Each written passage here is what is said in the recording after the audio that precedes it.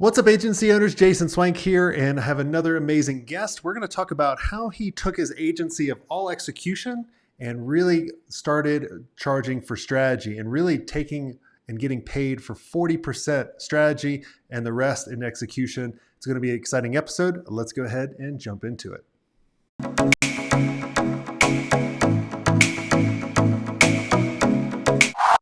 Hey, Steven, welcome to the show.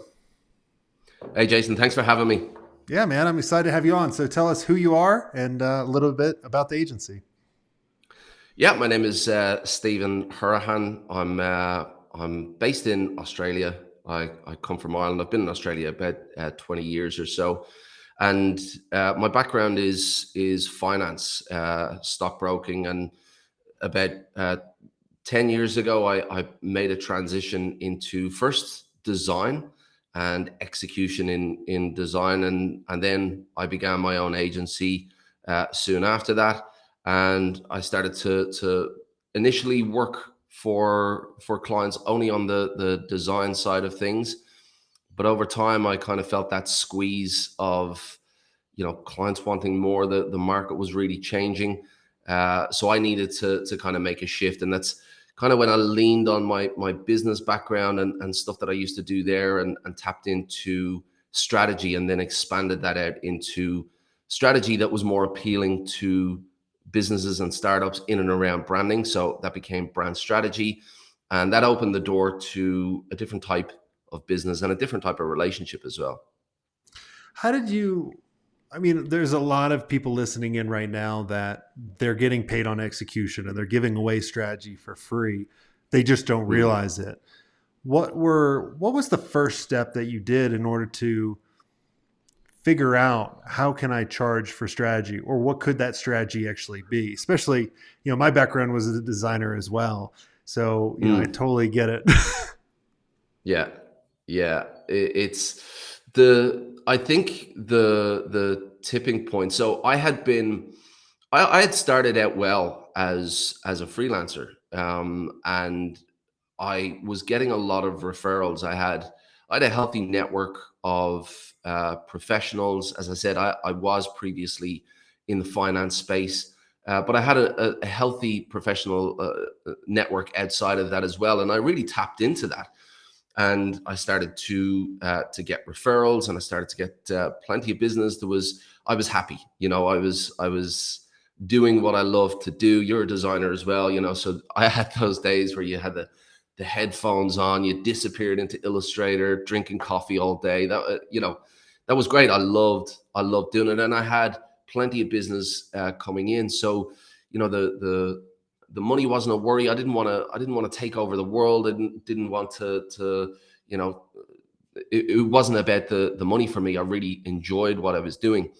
But then it slowly started to change. And I think what happened was the likes of you had freelancer.com, you had Odesk, and what I found from clients is that they were kind of pushing back on the prices that I was charging, which weren't by any means in excess. They were fair. They weren't cheap, but they were fair. But I found clients starting to push back, and I took one aside and I said, "Listen, what's going on? Why are you suddenly getting cold feet now? We've been working well together." And he was like, "Look, it's a business decision. My business partner has told me that we can go and get this done a lot cheaper online, and as a business, I think that's what I need to do." So, and I had no argument to that really, because at first I was talking about my processes. Well, I go through a lot more detailed processes to get to the end result. The design is a lot smoother, a lot more comprehensive thought gone into it. But they couldn't see the value of that. At the end of the day, they see the end result, whether it's a logo, a brochure, a website. They see the end result, they see the outcome, and then they see the price, and they say, "Well, no, I'm going to go this way." So that really was the start for me of seeing the end of my current setup. So that's when I started to kind of go down the road of, okay, look, I'm not solving the right problems for these people. Because if other people can solve these problems easily, well, then that puts me out of the game. I cannot compete down there. I will not be able to put food on the table for my family down at these levels, because the people that I'm competing with are in different economies. They don't need as much. So that was the point that I looked at the situation, and I looked at their problems, and I started to say, okay, well, what else can I help with? And that started me down this path of discovery on branding, because branding was what I loved. Oh, I did website designs, I did print designs, but branding is where it all came together for me. It's where I got passionate. They were the most fun projects that I worked on, and that's where I wanted to be. So branding is what I became obsessed with, and then that led into brand strategy. And all of a sudden, I started to piece together the puzzle, because it's not out there. It was nowhere out there. This framework of what brand strategy is, all the pieces, putting them together, and then putting that on a platter for your client. I had to piece all of that together. So that's what I did over a number of years. And yeah, when the penny dropped, I was like, wow. I was like, this is it. This is what I need to do. This is what my clients need. And if I'm able to figure out the right way to package this up, then I make my competitors irrelevant, because they're not comparing designs anymore. They're not comparing logos and brochures and websites. They're comparing the bigger picture, and they're comparing their long-term success, because what they want to build, although what they're saying they want is a logo, what they really want to build is a brand. I love it. So, how do you, a lot of people listening in are wondering, how does one start selling strategy for, Hmm. especially if we're so used to selling execution? We're designing a Yeah. website, we're designing, a logo.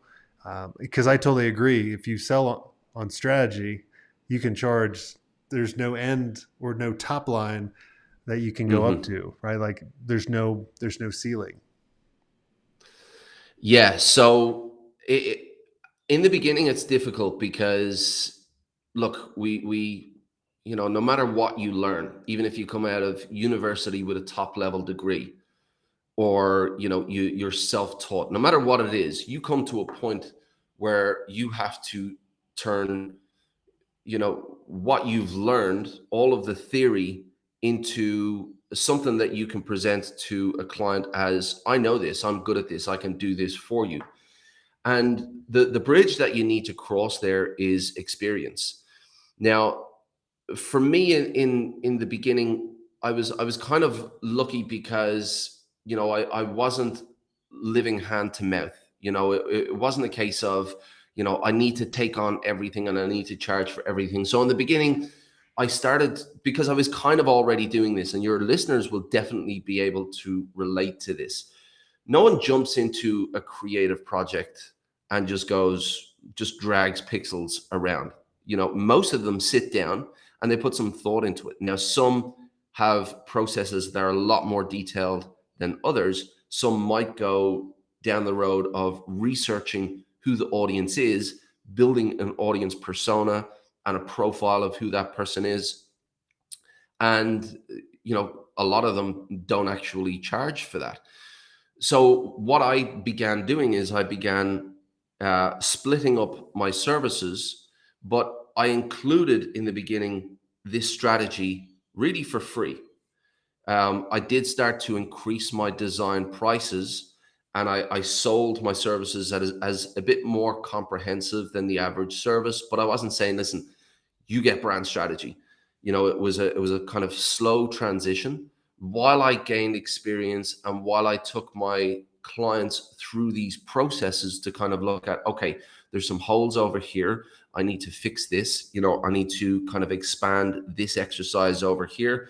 And that's what I did. I brought clients through my system, and I tested my system. And then I refined my system over time until the point where it became this much more comprehensive process, that I was able to completely split it and say, okay, this is this is what I offer. I offer execution services. I offer logo design services, websites, print design, but I offer strategy.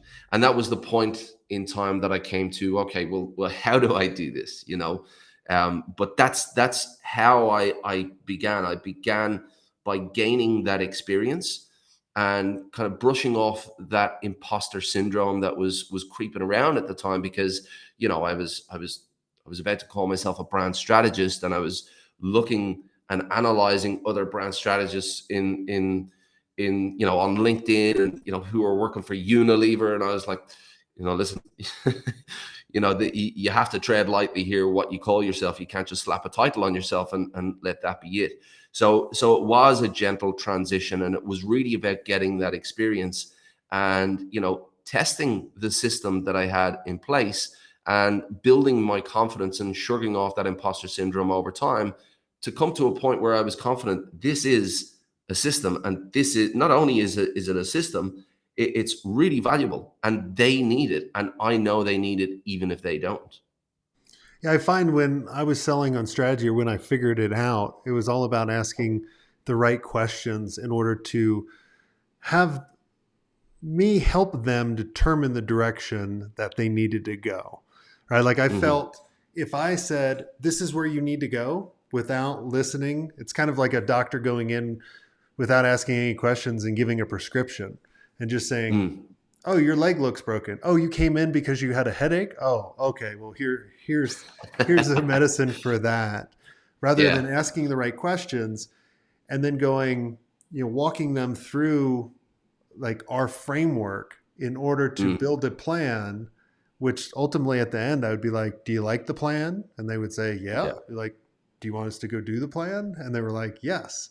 And it was Yeah. just little steps over time.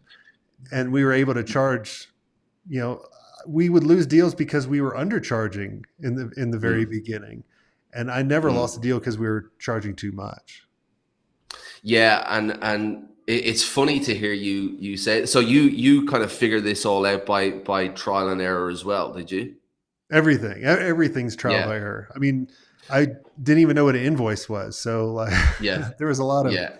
fires. It's funny that you have arrived in, I would I would say pretty much the exact same place through that trial and error, because that's exactly what I started to do in the beginning. I made tons of mistakes. Like when I started to offer strategy, and I started to figure out, okay, this is something good.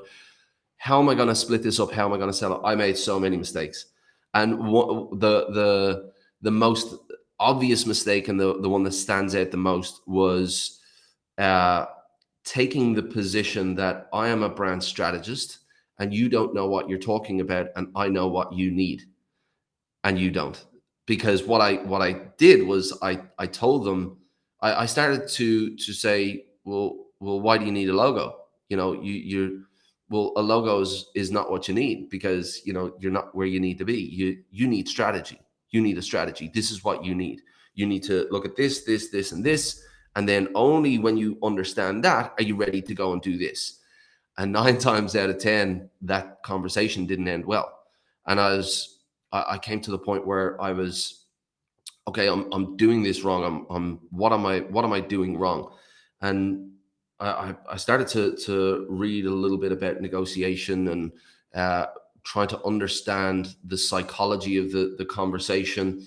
And that's kind of when it clicked that, if you tell someone what they need when they need something else, you're going to get pushback on them 9 times out of 10, because at the end of the day, you're talking to entrepreneurs.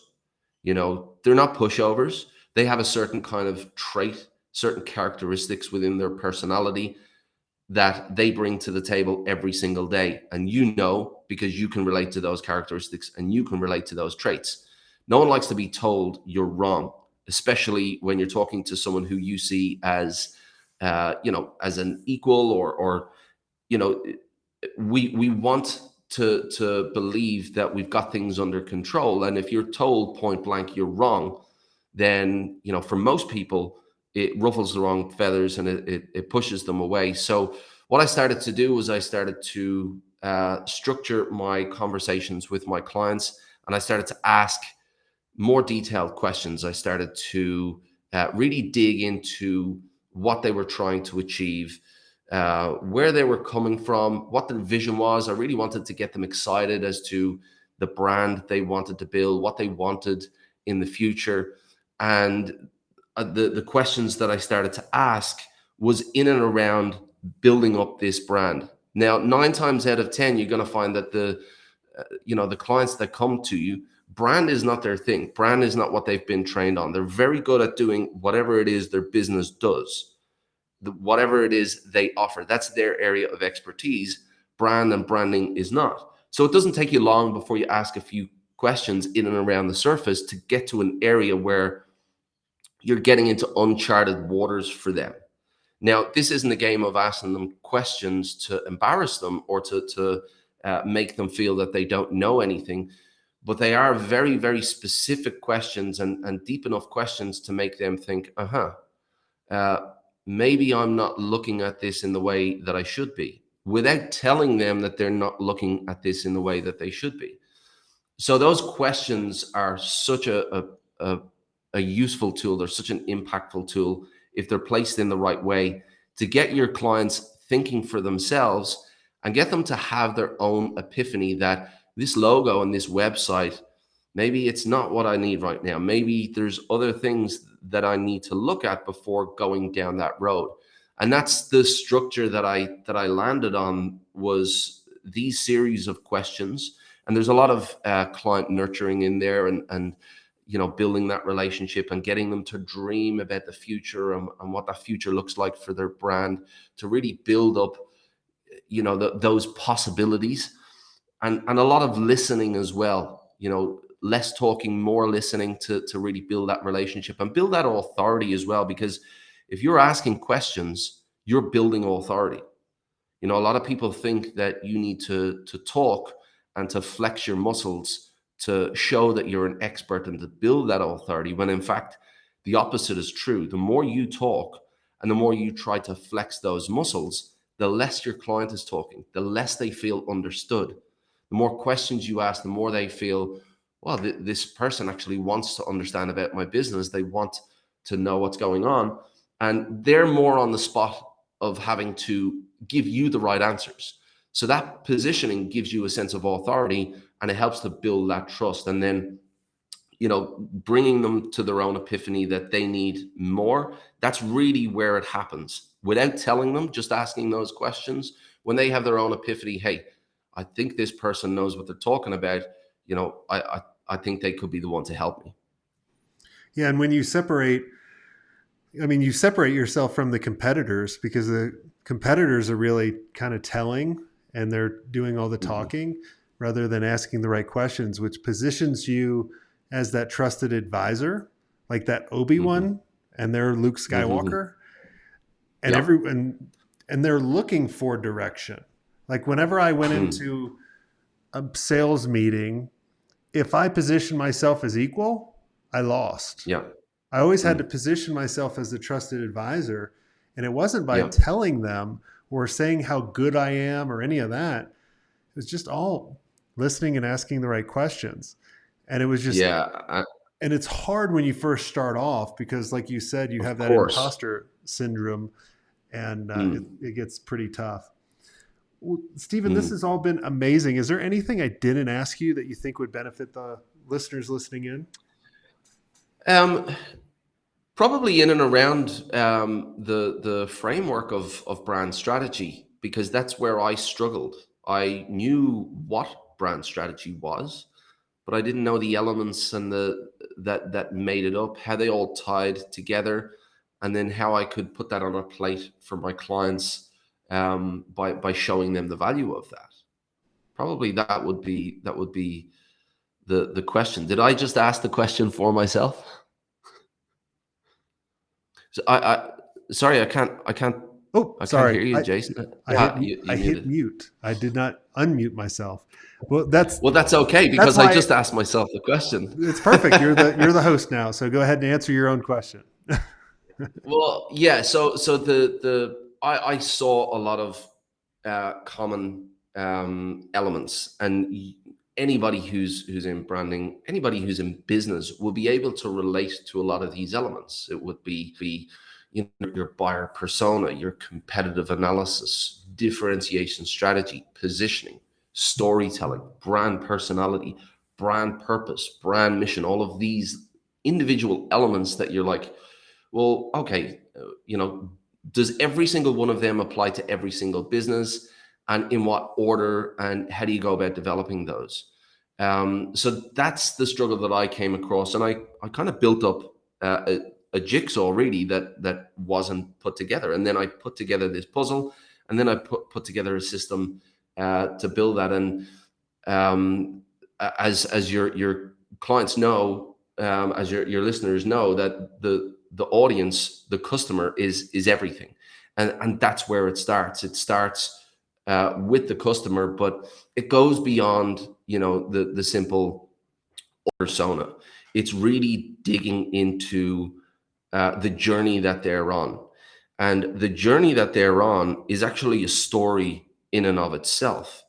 So when we talk about storytelling and a storytelling strategy, we're really just mirroring that audience journey, that customer journey.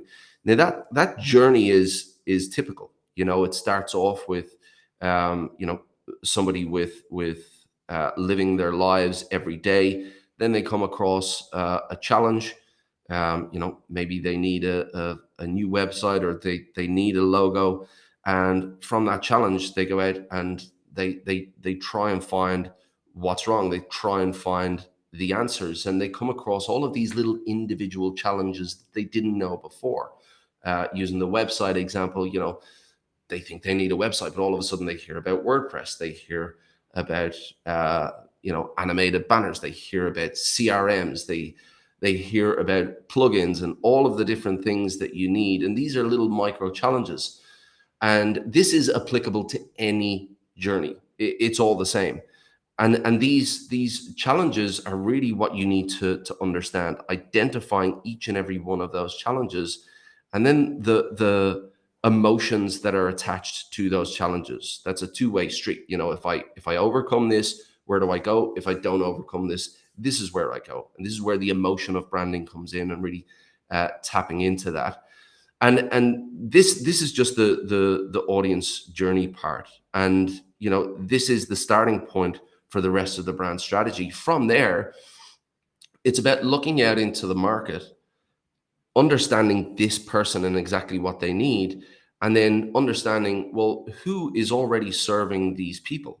Who else out there in the market are serving these people, and what are they doing? What are they saying to these people to compel them to go with them rather than their competitors?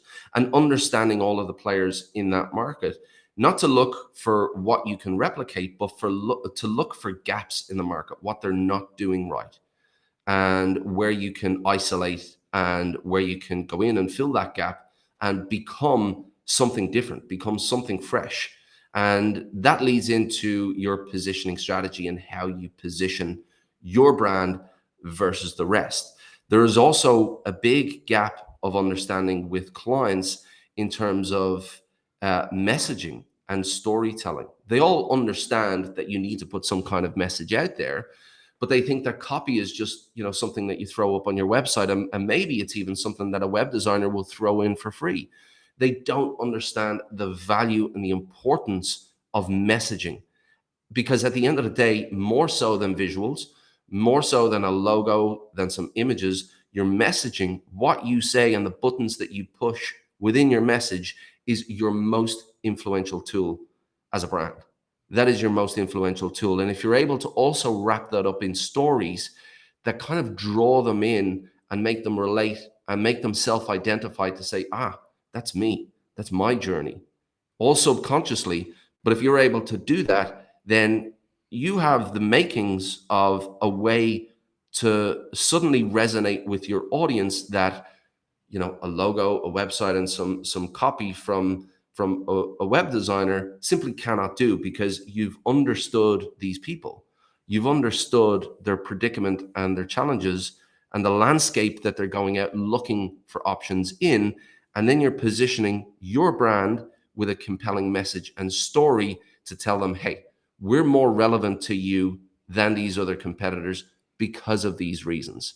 Let's show you the way forward. So that is the value of brand strategy, and all of those elements have their place. And if you're able to put them together in the right order and package them up and sell that to your customers in a way that we've just spoken about, then all of a sudden you have the ability to sell your thinking instead of giving it away for free like so many agency owners do. I love it. Yeah, I mean, I remember just going to your example about copy, and some web designers just throw it in. Like, we literally wouldn't start a website until we got the copy, because copy was so important. We Hmm. would actually design around it so we could highlight the Hmm. copy and draw the eyes to the most important questions, on their website. It's people just don't Yeah, and understand. that's another way to add value to your clients, splintering your services. You don't necessarily need to line item them and put a price to each one of them. But if they just see website, $20,000, it's kind of deflating. But if you have website and you have information architecture, if you have brand messaging, if you have opt-ins, and all of the elements that you provide through your website, then they can see the machine that you're offering them, the machine that is going to be the back end of their business. And yeah, just as you said, and we all make that mistake. You've said it yourself. This is what I used to do. I used to just throw in messaging. I used to throw in copy. But really understanding how to splinter everything you do as if they're little tiny products, and that you could write a USP just about that little tiny product. If you do that for every little task in your business, you'll start to see the value of what you offer more, and you'll start to realize, hey, I'm not charging enough. Awesome. Well, Stephen, man, this has been a lot of fun. I love talking kind of design shop and going back to my early days doing that, and really Mm. how people can transition out of doing the execution. I mean, you're going to still do the execution if you want, but you can make a Hmm. lot of money on the strategy and really separate yourself from everybody else. So, Stephen, thanks so much for coming on the show. No problem at all. Thanks for having me, Jason. Awesome. And if you guys enjoyed this episode and you want to be around other amazing agency owners, I want to tell you about our digital agency experience coming up. We rented out a 100,000-acre ranch with 2,000 bison, one of the best nature preserves in the whole country in the US, in southern Colorado. And we're going to have a number of different really smart agency owners getting together, masterminding, and having a lot of fun. If you want to know more about this, make sure you go to digitalagencyelite.com. And until next time, have a swank day.